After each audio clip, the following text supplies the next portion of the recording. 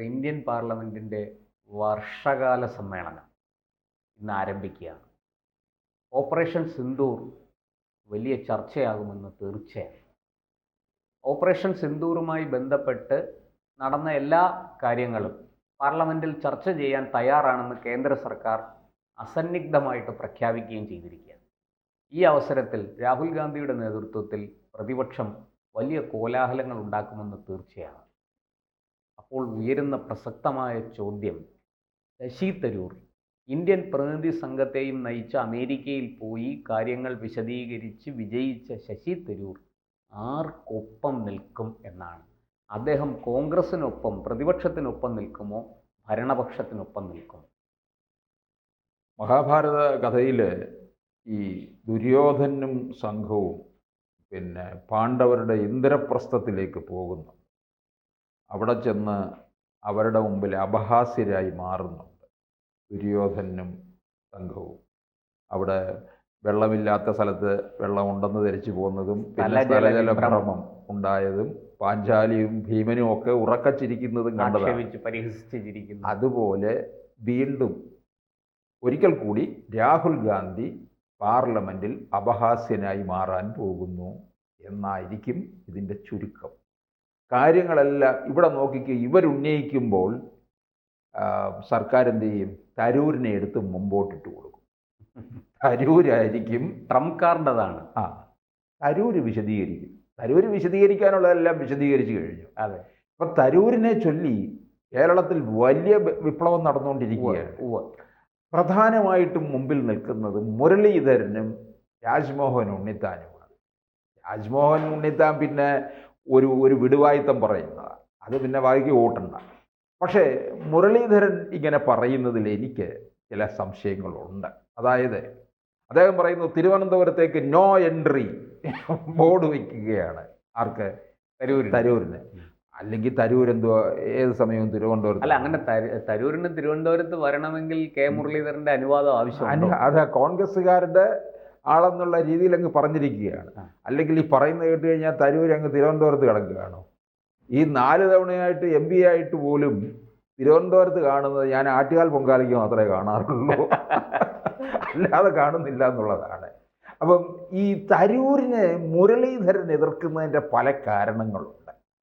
തരൂരിനെ എങ്ങനെയെങ്കിലും പാർട്ടിക്ക് പുറത്ത് പോകണം, ആക്കണം, തിരുവനന്തപുരത്ത് ഉപതെരഞ്ഞെടുപ്പ് വരണം എന്ന് ആഗ്രഹിക്കുന്നത് മുരളീധരനാണ്. മുരളീധരന് ഇവിടം ഈ തിരുവനന്തപുരം മണ്ഡലം നോട്ടമുണ്ട്. അതായത് ഈ ഉപതെരഞ്ഞെടുപ്പ് വന്നാൽ കോൺഗ്രസ് സ്ഥാനാർത്ഥിയായിട്ട് കെ മുരളീധരൻ വരണം. ഒരു പക്ഷേ സത്യത്തിൽ തരൂര് പോയി കഴിഞ്ഞാൽ, തരൂര് രാജിവെച്ചാൽ ഇവിടെ മത്സരിക്കാൻ പറ്റിയൊരു സ്ഥാനാർത്ഥി കോൺഗ്രസിന് ഇല്ല എന്നുള്ളത് സത്യം. അത് വേറെ കാര്യം. കോൺഗ്രസിനും ഇല്ല, LDF-നും ഇല്ല. പക്ഷേ മുരളീധരന് നിൽക്കണം. മുരളീധരൻ വട്ടിയൂർക്കാവിൽ നിൽക്കില്ല, വട്ടിയൂർക്കാവിൽ രക്ഷയുണ്ടാകില്ല എന്ന് മുരളീധരൻ മനസ്സിലാക്കുന്നുണ്ട്. മുരളീധരൻ ഏതെങ്കിലും തരത്തിലുള്ള ഒരു സ്ഥാനം വേണമല്ലോ. ഇപ്പോൾ എങ്ങുമില്ലാതെ നിൽക്കുകയല്ലേ. BJP-യെ എവിടെ വിജയമുണ്ടോ അവിടെ അവരെ തോൽപ്പിക്കാൻ വിടുന്ന ആളല്ലേ മുരളീധരന്. വടകരയിൽ നിന്ന് നേമത്ത് വന്നു, പിന്നെ വടകരയിൽ നിന്ന് തൃശ്ശൂർ വന്നു, പിന്നെ തൃശ്ശൂർ വന്നു, ഇനിയിപ്പോൾ തിരുവനന്തപുരത്ത്. അതായത് രാജീവ് ചന്ദ്രശേഖർ തന്നെ ആയിരിക്കും തിരുവനന്തപുരത്ത് ഉപതെരഞ്ഞെടുപ്പ് വന്നാൽ മത്സരിക്കാൻ പോവുക. അപ്പോഴത്തേന് രാഷ്ട്രീയ ചിത്രം കുറച്ചൊക്കെ മാറും.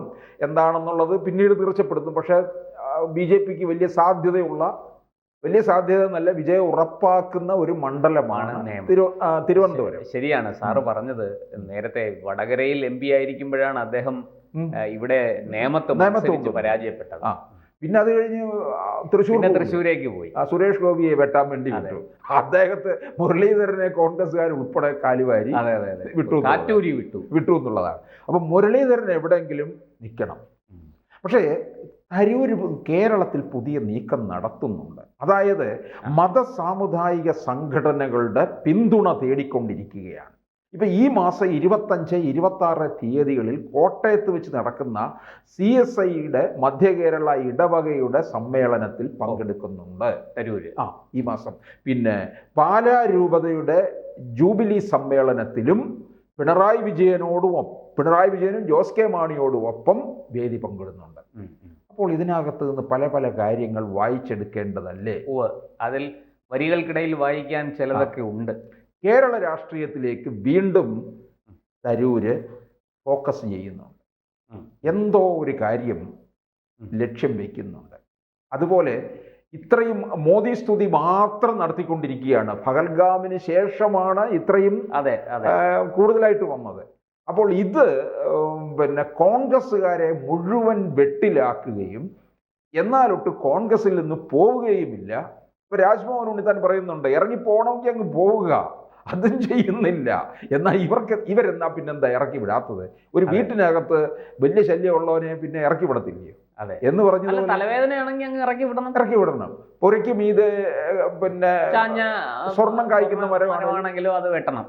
ഇവരെന്താ വെട്ടി മാറ്റാത്തത്? അപ്പോൾ അതിനകത്ത് എന്തോ കാര്യമില്ലേ ഇവർക്ക്?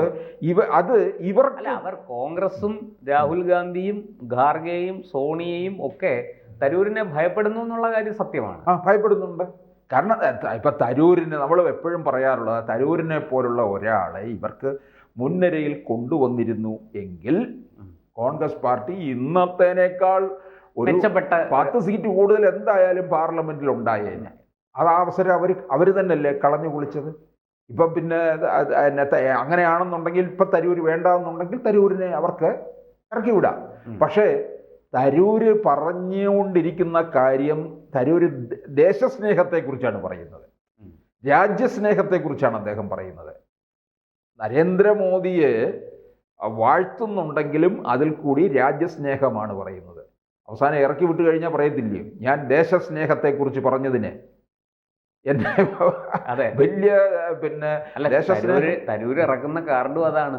അദ്ദേഹം പറഞ്ഞു, തിരുവനന്തപുരത്ത് അദ്ദേഹം ഈ വിവാദങ്ങൾ ഉണ്ടായപ്പോൾ അദ്ദേഹത്തിനോട് മാധ്യമപ്രവർത്തകർ ചോദിച്ചു, അതായത് കോൺഗ്രസിന്റെ പരിപാടികളിൽ പങ്കെടുപ്പിക്കുന്നില്ല, കെ മുരളീധരൻ വിമർശിക്കുന്നു, പലരും വിമർശിക്കുന്നു. അങ്ങനെ വന്നപ്പോൾ തരൂർ എന്ന് പറഞ്ഞു, രാജ്യമാണ് വലുത്, പ്രഥമ പരിഗണന രാജ്യത്തിന്, പാർട്ടി രണ്ടാമതേ ഉള്ളൂ, അത്രയേ ഉള്ളൂ എന്ന് അദ്ദേഹം പറഞ്ഞു. അതിനെതിരെ മറുപടി പറയാൻ ഒരു കോൺഗ്രസ് നേതാവും വന്നിട്ടില്ല.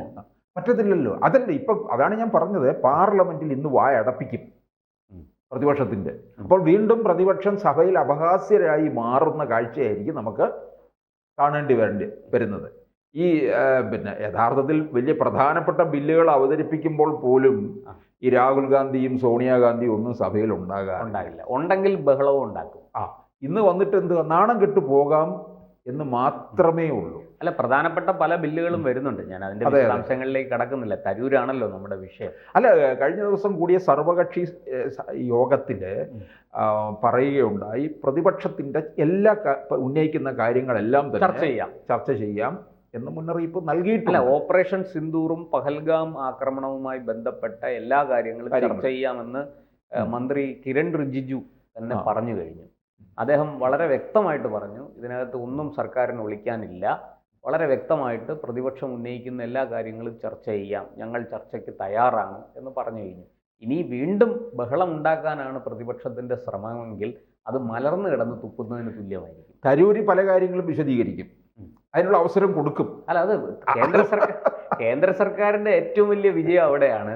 കാരണം പ്രതിപക്ഷത്തെ അടിക്കാനുള്ള വടി അവർ തന്നെ വെട്ടിവെച്ചിരിക്കുകയാണ്. തരൂർ അത് വിശദീകരിക്കുമ്പോൾ ഇ.ടി. മുഹമ്മദ് ബഷീർ എന്ത് ചെയ്യും? അല്ല, ഇ.ടി. മുഹമ്മദ് ബഷീർ മാത്രമല്ല, ഹൈദരാബാദിലെ ഒരു ഒവൈസിയുടെ ഒരു MP, അതെ, അസാദുദ്ദീൻ ഒവൈസി, പിന്നെ അതുപോലെ സൽമാൻ ഖുർഷിദും തരൂരിനോടൊപ്പം, തരൂരിനെ പോലെ തന്നെ വിദേശ രാജ്യങ്ങൾ സന്ദർശിക്കുകയും ഇന്ത്യയുടെ ഭാഗം വിശദീകരിക്കുകയും ചെയ്ത ആളാണ്.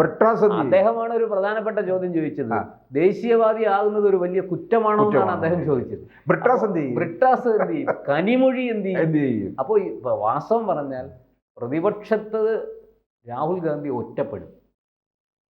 തൃണമൂല്, സമാജ്വാദി പാർട്ടി, DMK, അതുപോലെ ശിവസേന, ഉദ്ധവ് വിഭാഗം, ഇവരൊന്നും തന്നെ രാഹുലിനോടൊപ്പം കാണില്ല എന്ന് തീർച്ചയാണ്. അതാണ് ഞാൻ പറഞ്ഞത്, പാർലമെന്റിൽ രാഹുൽ ഗാന്ധി അപഹാസ്യനായി മാറും. അപഹാസ്യനായ രാഹുൽ ഗാന്ധി എന്ന് പറയേണ്ടി വരും. തരൂരിൻ്റെ ഭാവിയാണ് മറ്റൊരു ചോദ്യം. നമുക്ക് ഒറ്റ വരിയിൽ പറഞ്ഞു നിർത്താൻ പറ്റുന്ന എന്തെങ്കിലും ഒരു സൂചന നൽകാനുണ്ടോ സാർ? അല്ല, തരൂർ വലിയ ഒരു ഇതിലേക്ക് പോകും, മാറും. കോൺഗ്രസിന് പുറത്തേക്കാണ് കോൺഗ്രസിന് പുറത്ത് നമുക്കിപ്പോ പറയാം. കോൺഗ്രസിനെ വെട്ടിലാക്കിക്കൊണ്ട് കോൺഗ്രസിന് പുറത്തേക്ക് അദ്ദേഹം പോകും. അല്ലാതെ വെറുതെ ഒരാൾ പോകുന്ന പോലെ അങ്ങ് പോകുന്നില്ല. വലിയ പണി ഇവിടെ കൊടുത്തിട്ട് തന്നെ പോകും. കൂടുതൽ വാർത്തകളും വിശേഷങ്ങളും നിങ്ങളിലേക്ക് എത്താൻ ABC മലയാളം സബ്സ്ക്രൈബ് ചെയ്യുക, ബെൽ ബട്ടണും അമർത്തുക.